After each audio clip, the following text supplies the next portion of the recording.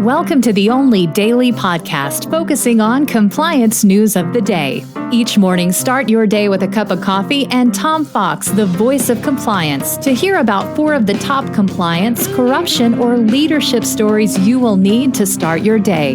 The Daily Compliance News is a production of the Compliance Podcast Network. First, a word from our sponsor.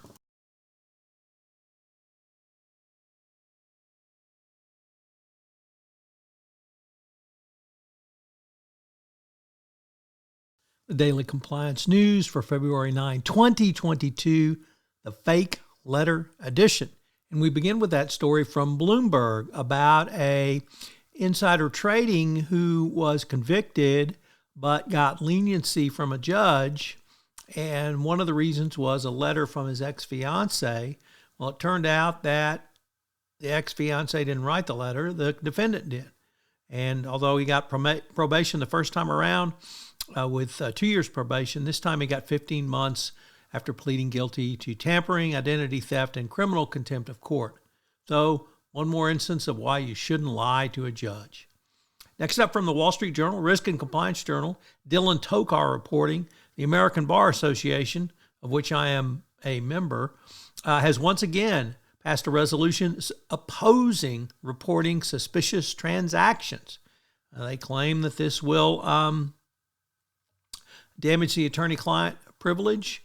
It's hard to see how that can be so when you have illegal activity or even red flag suspicious transactions, but ABA is against it. So once again, the ABA is about 150 years behind the times, and they don't get with the program. They may find things are moving a lot more quickly than they would have liked to.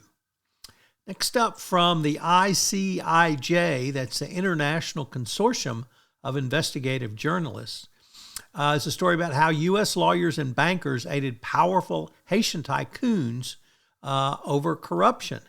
And they were recently sanctioned for this not by the United States, but by Canada.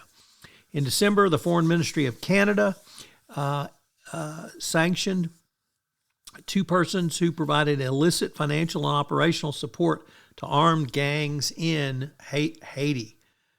Wonder why the U.S. government didn't do so? That's be a very good question. But Canada steps up once again.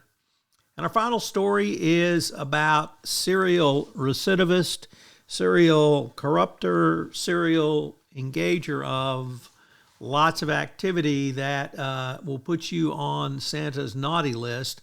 And I refer, of course, to Wells Fargo. Well, now they've agreed to pay $300 million to settle with shareholders over auto insurance disclosures. This comes as Wells Fargo is fined over this, and yet more black eye in